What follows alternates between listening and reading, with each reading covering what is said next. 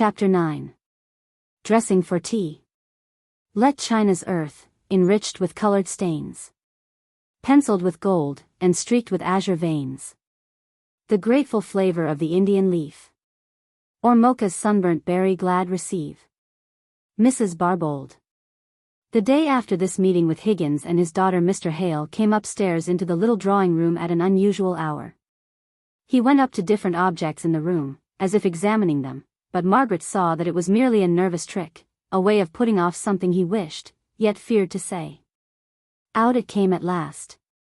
My dear, I've asked Mr. Thornton to come to tea tonight.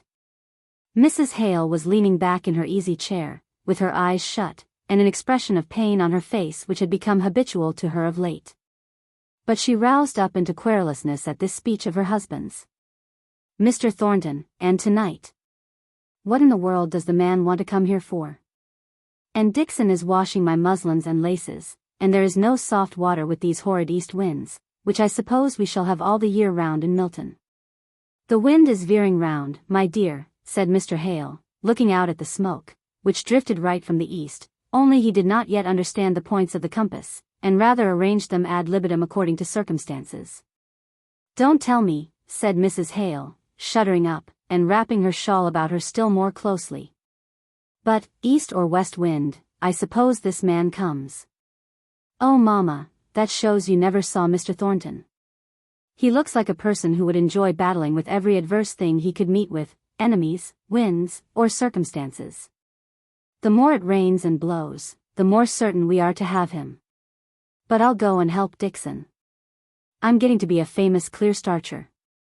And he won't want any amusement beyond talking to Papa. Papa, I am really longing to see the Pythias to your Damon. You know I never saw him but once, and then we were so puzzled to know what to say to each other that we did not get on particularly well. I don't know that you would ever like him, or think him agreeable, Margaret. He is not a ladies' man.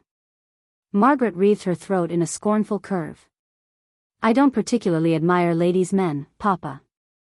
But Mr. Thornton comes here as your friend, as one who has appreciated you. The only person in Milton, said Mrs. Hale.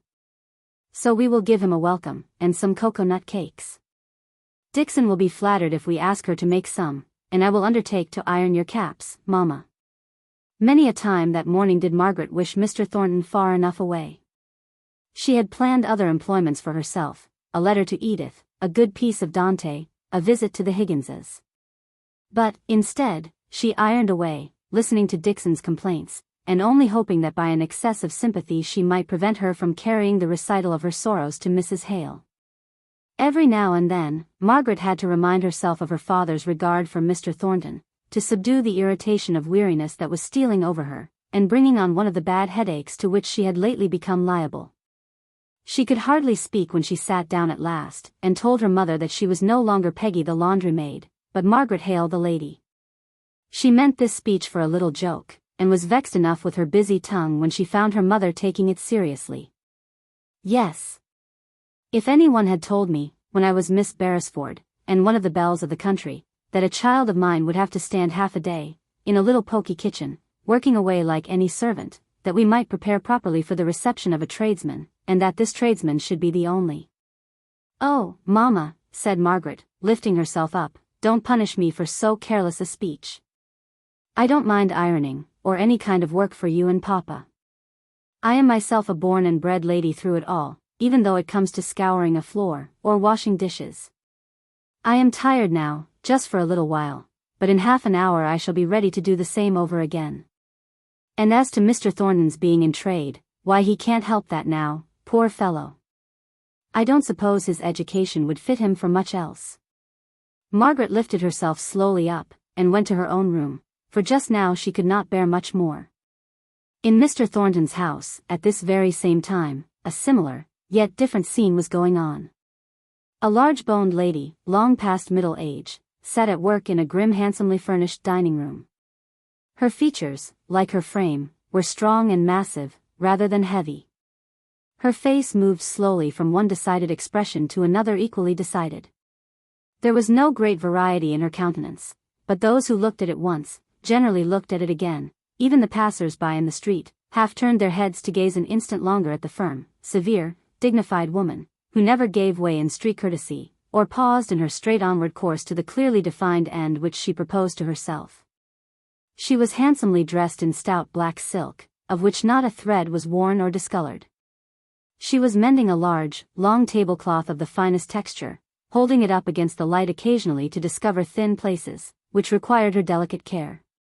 There was not a book about in the room, with the exception of Matthew Henry's Bible commentaries, 6 volumes of which lay in the center of the massive sideboard, flanked by a tea-urn on one side, and a lamp on the other.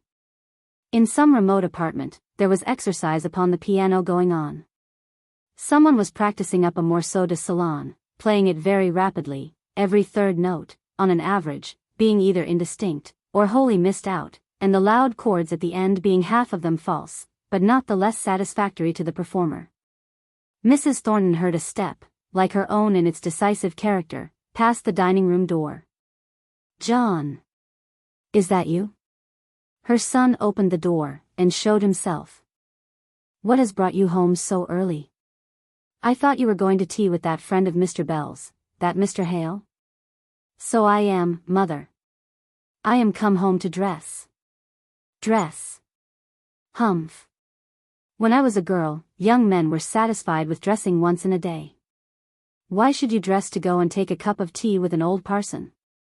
Mr. Hale is a gentleman, and his wife and daughter are ladies." "Wife and daughter?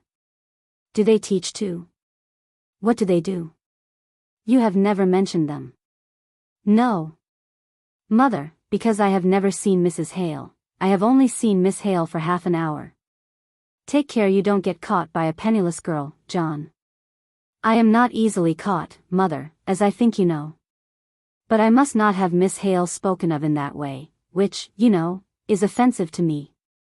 I never was aware of any young lady trying to catch me yet, nor do I believe that anyone has ever given themselves that useless trouble." Mrs. Thornton did not choose to yield the point to her son, or else she had, in general, pride enough for her sex. "Well, I only say, take care.